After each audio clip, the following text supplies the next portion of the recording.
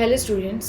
Today we are going to start the another topic of our first chapter social science, that is cultural heritage of India. India has gifted a diverse and a rich heritage to the world. India ने world को बहुत rich and valid heritage gift किए है. Now what is a cultural heritage? Cultural heritage is a man-made heritage.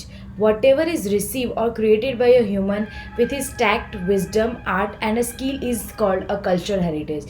अब हम लोग ने natural heritage में क्या पढ़ा था? तो ऐसे हेरिटेज जो नेचुरली फॉर्म हुए हैं, राइट. और कल्चरल हेरिटेज ऐसा है कि जो मैन ने बनाया है. It is a man made heritage. मतलब मैन ने अपनी जो इंटेलेक्चुअलिटी थी, एबिलिटी थी, उसके अंदर जो स्किल थी, उन सब का यूज़ करके एक हेरिटेज बनाया. उस हेरिटेज को हम क्या बोलते हैं? Culture heritage. The caste and the tribes like Aryans, Kshatrap, Kushan, Huns, Parisian, Turkey, Arabs, Mughal, Britisher, French, etc. have come to India. अब हमें पता है कि ये जो सारी ट्राइब्स है, ये सारी जो कास्ट है, वो इंडिया में बाहर से इंडिया में आई थी. Indian culture has become rich by exchanging its culture among foreign tribes. अब इंडियन कल्चर क्या है? तो वो ज़्यादा रिच हो गया. कैसे? कि जो फॉरेन कंट्री थी उनके साथ उन्होंने अपना कल्चर मिक्सअप कर दिया.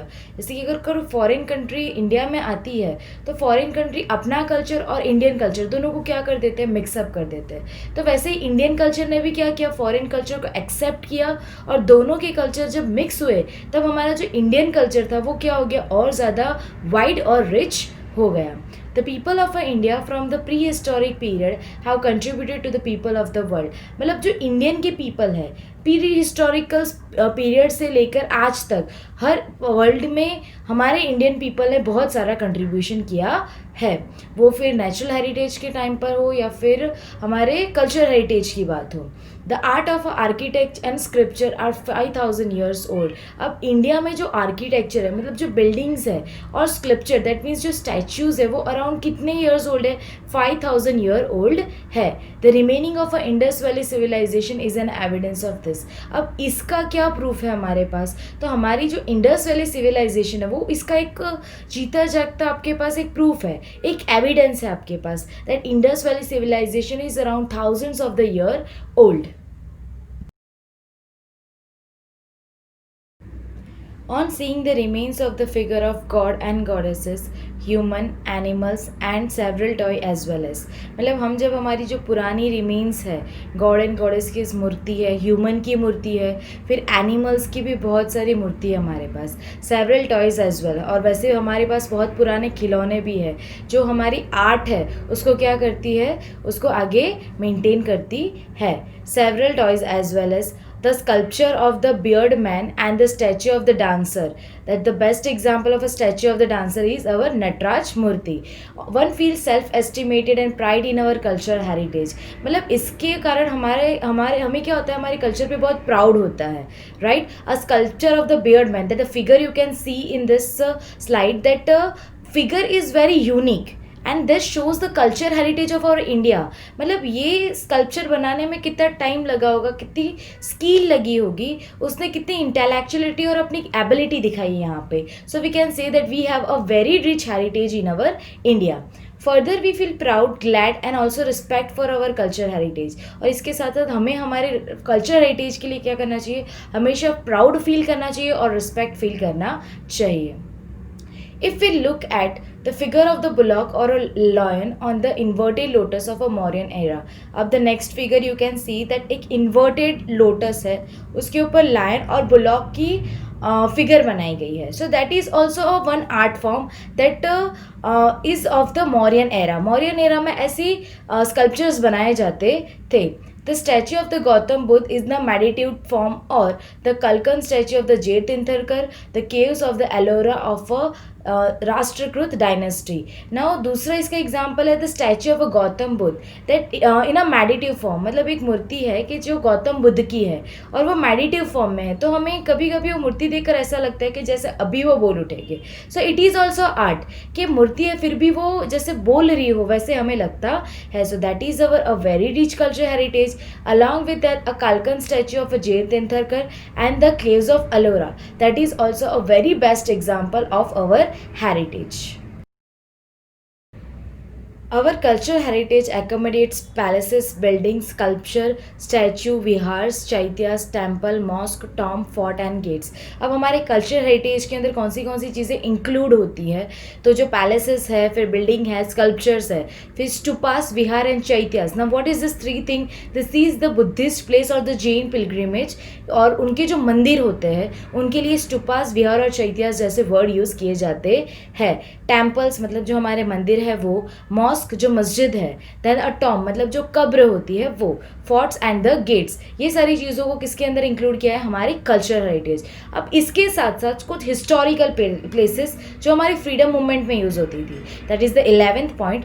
Even historical places of a freedom movement like Sabarmati Ashram, Dandi, Bardoli, Wardha, Shanti Niketan in a Kolkata, Delhi etcetera can also be consider as a part of our cultural heritage. मतलब जो प्लेसेस फ्रीडम मूवमेंट के लिए यूज़ किए गए थे, जैसे कि साबरमती आश्रम है, डांडी है, ये सब ऐसे प्लेसेस है जहाँ से हमारी फ्रीडम मूवमेंट की शुरुआत हुई थी. तो उसको भी हम लोगों ने किसके अंदर इंक्लूड किया है? Cultural heritage of India. ना the important discovery of the India are. अब इसके साथ साथ इंडिया ने कौन सी नई चीज़ों का डिस्कवर किया है?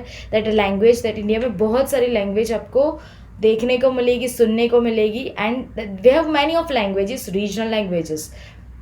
Scripture, discovery of the script and discovery of the zero. अब ज़ीरो की शुरुआत भी किसने की थी? इंडिया ने ही की थी. उसकी डिस्कवरी ज़ीरो की इंडिया में हुई थी. Then the mathematic, calendar, astronomy, iron, literature, religion, yuddha shastra, chariot, political science, zoology, botany, vastushastra, religion, republic, judiciary, legislation, environment protection etcetera. अब ये सारी बहुत चीज़ें हैं जिसके अंदर हम लोगों ने हमारा कंट्रीब्यूशन दिया है. मैथमेटिक में भी इंडियंस का कंट्रीब्यूशन है, वास्तुशास्त्र में, युद्ध शास्त्र में, पॉलिटिकल साइंस में, देन जूलॉजिकल, बॉटनी, जुडिशरी, हर एक फील्ड में इंडियन ने अपना कंट्रीब्यूशन दिया है. So now our next topic is cultural heritage of Gujarat. The places having cultural, legendary and the archaeological importance are. अब गुजरात में से कौन से प्लेसेस है जो कल्चरली, लेजेंडरी मतलब जो बहुत पॉपुलर है, एंड आर्कियोलॉजिकल मतलब places which shows the time of a late period मतलब जो बहुत पुराने टाइम की इंफॉर्मेशन हमें देते हैं at the form of the archaeological. वैसी प्लेसेस हमारी कौन सी है? The first is the Lothal, that is in a Dholka taluka. Then Rangpur, that is in a Limdi Taluka in a Surendranagar district. Then Dholvera in a Kutch district. Rojadi and Shivnathgarh, that is in a Rajkot district. अब ये सारी places बहुत legendary है, archaeological importance है यहाँ पे. मतलब ये सारी क्या है, बहुत तो पुरानी मतलब थाउजेंड्स ऑफ ईयर अगो की बात है कि जब उसकी फॉर्मेशन हुई थी. And till now we this sculpture और this heritage has made a very question mark for our Indian culture as well as for the world. मतलब ये सारी जो हेरिटेज है वो हमारी गुजरात की है और जो हमारे लिए बहुत इम्पॉर्टेंट है. Another places that have importance in our Gujarat that include in our cultural heritage of India are the word saying place of a pilgrimage are. अब हमारे गुजरात में ऐसे कौन सी चीज़ें हैं जो बहुत इंपॉर्टेंट मतलब पिलग्रिमेज प्लेसेस हैं. मतलब लोग यहाँ क्या करने जाते हैं? तीर्थ यात्रा करने जाते हैं. That is the victory tower of a Vadnagar, then the stone inscription of the king Ashoka at a Junagadh, Sun Temple of Modera, Gate of Champaner, Rudra Mahalay of Siddhapur, Mansar Lake of a Viramgam, Jama Masjid of Ahmedabad, Julta Minara Shaking Tower, that is also in Ahmedabad, Sidi Sayedni Jali, Temple of Hathi Singh, Shastri Ling Lake of Patan, Raj Mahal of Vadodara and Tomb of Mohabbat Khan and the Parsi Agyari of Navsari. Now this all are the places which have the pilgrimage importance. मतलब लोग यहाँ पे तीर्थ यात्रा करने जाते हैं. That once in a life we have to go there. So that places have an importance in our Gujarat. So this all are the pilgrimage place of Gujarat which include under the cultural heritage of our India. The another important place of our Gujarat which have a religious important places having the religious importance are Dwarkadish temple of a Dwarka, Sharda Peeth of Jagat Guru Shankaracharya, Somnath temple one of the 12 Jyotirling और Gir Somnath district मतलब हमारे India में या हमारे world में total 12 ज्योतिर्लिंग है, उसमें से एक ज्योतिर्लिंग किसके पास है, हमारे गुजरात के पास है. So that is we have the very religious importance. Then Ambaji in north Gujarat, Bahucharaji in Mehsana, Ranchhodrai temple and Shamlaji temple. अब ये जो सारी जगह है वो कौन से डिस्ट्रिक्ट में है वो भी आपको याद करने हैं, because at the time of the matching they ask we have to match the place with their district. So you have to keep in a mind that which place have in which district. So this all places are we have a religious importance in our Gujarat, and it is a part of our cultural heritage of Gujarat as well as of our India. Now the another important cultural heritage of Gujarat are and which are well known religious, social and a tourism oriented place in Gujarat. मतलब ऐसी place के जहाँ पे लोग घूमने जाते हैं और उसका रिलीजियस इंपॉर्टेंस भी है और सोशल इंपॉर्टेंस भी है. So in that first is a Polo forest, then Vijaynagar at a Sabarkantha district, then Kite Festival at Ahmedabad, Kakariya Carnival in Ahmedabad, Tanariri Festival that held in a Vadnagar, then Northern Dancer Festival that held in a Modhera, Ranotsav in a Kutch. So this also included in the cultural heritage of India, the places which have an importance on the basis of the tourism factor, social factor as well as the religious factor. So this all place are in our Gujarat. So it is a part of a cultural heritage of Gujarat as well as of the India. Another important cultural heritage of Gujarat that has the tourist place of a Jain and a Buddhist. मतलब ऐसे tourist place के जो जैन और Buddhist के लिए बहुत important है. Jain and Buddhist religion prevail in India.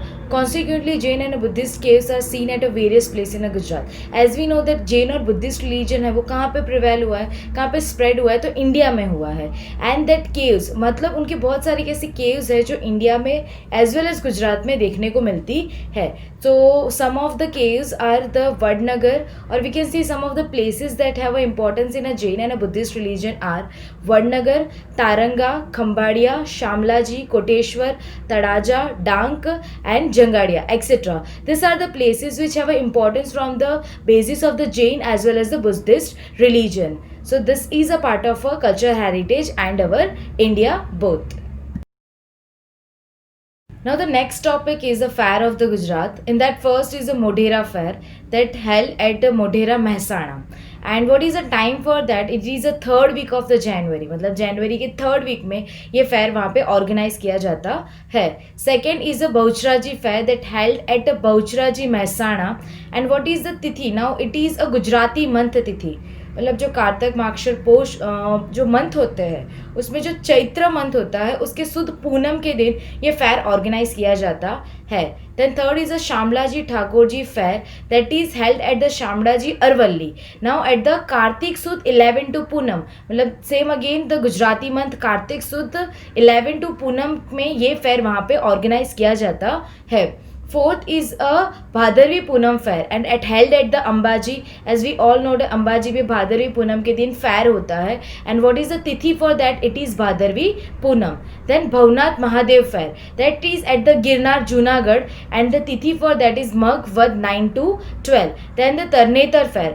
Tarnetar fair held at the Surendra Nagar in the first week of the Bhadrapad. Then Bhadiyad fair that held in a Bhadiyad, Ahmedabad. It is a place in Ahmedabad only and at the Rajab month date 9, 10 and 11. You know what is a Rajab month? In a Islamic calendar Rajab is a 7th month.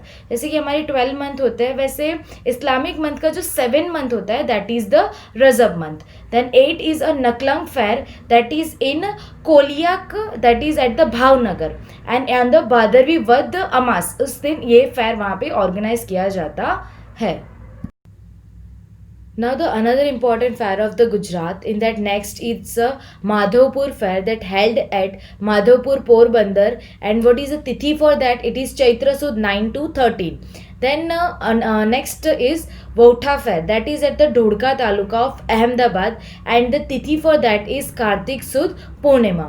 Then Mira Datar Fair, that is held at the Unava, Mehsana, and at the Rajab month 16 to 22. Then Dang Darbar Fair, that is in Ahwa district, and Dang Phalgun सुद पूनम के दिन ये fair मनाया जाता है. Then Ghod Gadheda fair, that is at a Garbada Dahod from 5 to 7 days after Holi. मतलब होली के 5 से 7 दिन बाद ये फेयर वहाँ पे ऑर्गेनाइज होता है. Then Kartik Purnima fair, that held at the Somnath Gir and eight the Kartik सुद पूनम के दिन ही ये फेयर वहाँ पे मनाया जाता है.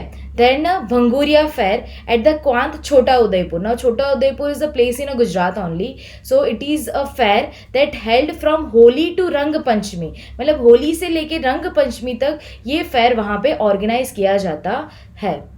Thank you students.